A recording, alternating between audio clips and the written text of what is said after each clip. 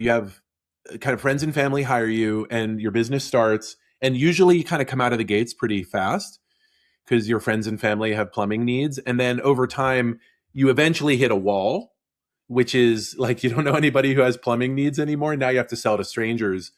And then the question becomes, well, how do you sell to strangers? And my what I try to make the case for is that if you tell your authentic story about why you're a plumber, why the work matters to you, you can immediately differentiate yourself from all the other plumbers in the world, and you can charge higher prices. And that people who feel connected to you and your story, I mean, ultimately, to be a plumber is a high trust profession because you're essentially sitting, not only are you sitting inside of someone's house, maybe for hours, but you're like, if you screw up as a plumber, you're going to do so much damage. Like there's nothing worse than water damage. I mean, it's a high trust activity. So how do you build that trust? Right? Especially if you're a newbie and you're just coming out of the gate.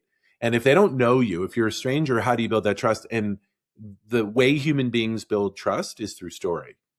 And so you say like, yeah, hi, my name is Dan. I'm a plumber. I've been a plumber since I was 14 years old. In fact, I used to plumb my grandmother's kitchen and, I've been doing it ever since. I now have gotten this certification. I've worked for these people, but I love the work because water is, like if you don't have water in your house isn't habitable. So if you want to have a comfortable house, if you want to, be able to cook, if you want to be able to clean, if you want to be able to raise a family, you need water that is reliable as air. And that's what I do. And that's why I do it. And, my father was a plumber, right? And so I'm actually a second generation, or, my father actually was a handyman, and he taught me. I would go out on the deal, on the road with him when he was doing the handyman work. And one of his, contractors was this plumbing guy, and he took me in as an apprentice, and that's how I learned the craft. You know what I mean? Like when you start to tell that kind of story, you start to break down the barriers of, am I going to invite this stranger into my home? Am I going to allow this stranger to see the most intimate part of my life, which is, underneath my bathroom sink or underneath you shove all the embarrassing shit in there, right? Like nobody has a public facing underneath the bathroom sink. That's where all your embarrassing stuff, especially if it's your kitchen. I mean, your bathroom, right? Like that's where all the feminine, right? You get it. Like this is an intimate interaction with this plumber. And I don't know, man, like my kid is sleeping upstairs. My jewelry is out. Like, do I need to like hide all that shit? Do I need to lock doors? Is this person going to steal from me? Is this person going to show up when they're supposed to? Because I have to take a day off work in order to be there to greet them. And then they don't show up like so many of these home services people do. Are they going to break my plumbing and charge me $1,000 to fix it? Or are they going to basically create work? Are they going to find the cheapest, easiest solution? Or are they going to find the most profitable one? Right? Like all of those things are part of the engagement of hiring a plumber. So all the home services, all these dirt under the fingernails, all these non-AI-able professions have this relationship of trust. And then the question simply becomes, how do you create trust and how do you differentiate from all the Me Too businesses that look the same? And there are lots of techniques. You can have 1,000 reviews on Trustpilot or whatever, plumbers go on. Google, or you can, have a good story that's true and authentic. And then you live those values, the values of your parents and the values of your experience. So to tell that story, you had said something earlier that I made a note about. To tell that story, you want to tell your story truthfully, but my experience, both my own experience and with the hundreds or thousands of entrepreneurs I've worked with, I don't know very many that are passionate about what they do. Meaning I'm coming up on $500 million in revenue across a dozen businesses. And I say all the time to young entrepreneurs, I've never done not one penny, not $1 that I have ever earned in revenue has come from something that I was passionate about. I'm passionate about my work and working and providing for my family and my kids having a better life and my wife being taken care of and taking care of my parents and the people that work for me. I'm passionate about those things. But I mean, I didn't grow up wanting to get into real estate. I didn't grow up wanting to be in transportation or development or any of the myriad of business, like gas stations, car washes, convenience stores. I'm not passionate about any of those. I want to go play pool, right? That's what I like to do. And if I could make a living doing that, I would. And so there's this narrative out there that I push back on, and I'd love to have pushback from you if you disagree with this, though, that these guys that are really good at these things that they do, that this is their passion. That's not been on average my experience. Their stories are fantastic, but if we were to say that, since I was 4 years old, I wanted to be a cop, and then so many go and be a cop, but there's not very many people that would go and do something that they truly love to do other than being a cop, right? Nobody grows up wanting to be a plumber. I love this. We're going to have some like productive friction on this one. And so, but it's going to be great. I'm loving this because here's what I would say. I think if the E-Myth Revisited would call you an entrepreneur, not a technician. Right. A technician is in love with the work. An entrepreneur is in love with the building of businesses and the serving of others. Mm-hmm. And they're almost agnostic. Like their professional fascination is business building, not the specific thing the business does. Mm-hmm. But I believe in the statistics that most people who are entrepreneurs at the level we're talking about are actually technicians who have some deep connection to the work they actually do. But let's talk about you. Let's talk about, I think you represent roughly 15 to 20% of the entrepreneurial, but therefore there's a big chunk of you listening that are like, yeah, no, I totally feel what you're saying, Jerry. Like I'm interested in making money. And I'm interested in sort of finding market opportunities to make money.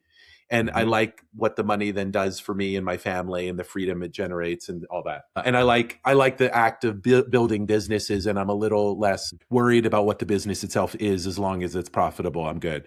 So let's just say that's true and that's you and that's 20% of your audience. What I would say is there's one thing that's dang clear to me, and I barely know you. I think we've known each other for 23 minutes now. You are clearly someone who likes to serve others. Yeah, I would say that. Yeah.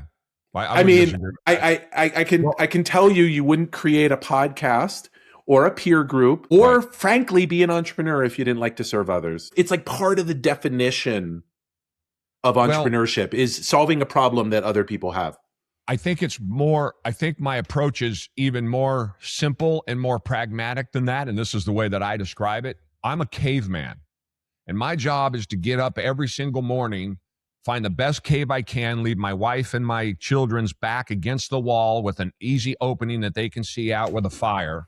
And I go out in the tall grass, right? And I go out among the trees where something might get a hold of me and somebody has to knock a pterodactyl over the head.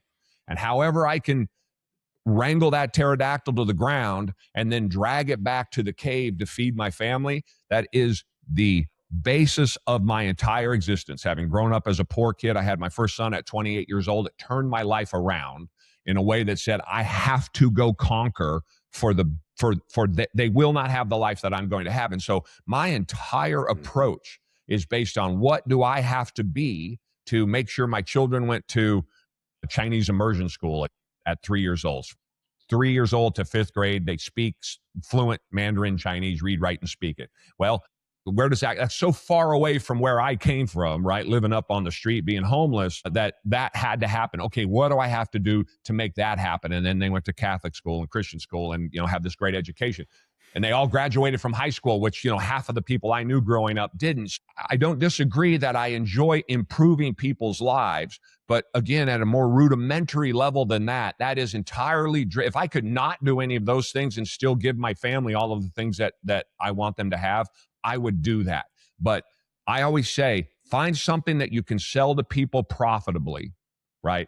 And then take those profits and go do what you're passionate about. And that is my approach to this process. So I don't want to, or to my life. So I think it's even more, again, I just go caveman on it. And that's the way. And when I come home at the end of the day and something got a hold of me and my arm's messed up, I can't wait to get up the next morning as I watch my children and my wife eat and go out the next day and do it again. Now, my pterodactyls just happen to be gas stations, transportation companies, car washes, convenience stores, right? Developments, investments, woodworking business, whatever I thought I could make or lose money on in the pursuit of making sure that my family was fed to the best of my abilities, then that drove me. And that's all I cared about. Yeah. It's really beautifully said. And here's the way I think about it. So in this example, you're taking a club to a pterodactyl and you're killing it, and that's what you're eating. I love that imagery, by the way. But like, what if in order to feed your family, you had to kill another human being? Would you do that? In a heartbeat. Oh, you would? As a I living? wouldn't think twice about it. You'd make they're not in danger. It's just how you're making a living. Like you would go and like. I mean, if you tell me it was the apocalypse and either my children starved or the this isn't zombie apocalypse. You're just going out and making a living. You could either run a convenience store or kill people. No, I wouldn't kill people. No, you wouldn't. You wouldn't. Right, so my point is, I'm just making an extreme point to say that what you go out and do when you're the caveman in this example is actually pro-social. Sure. Right. Yeah. And I actually believe that literally every small business, with almost no exception, is pro-social. And the reason why is because the whole idea of product market fit, the whole idea of serving an unmet need, like the whole idea of someone giving you cash in exchange for a service or product, by definition is purposeful. By definition is meaningful, is community building. Like you might not think a gas station matters that much, but actually it's the grease of the economy, right? Sure. Convenience store, like that's where my daughter had her first kiss.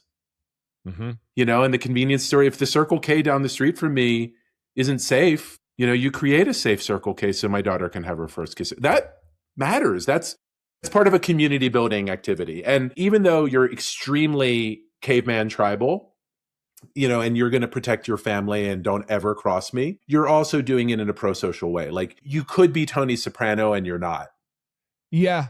Yeah. And again, this is such a fantastic conversation. I'm really enjoying this because there's there's two sides to it. And so my interpretation of what you just said, though, is that the value of that business, the passion that I have for running successful businesses dictate that business, that gas station, be what you just said it is to the society at large, right? Its contribution by helping the wheels turn, people come in and they feel safe that you're selling something, right, that they need and they want, they have a friendly interaction. That's going to bring them back more.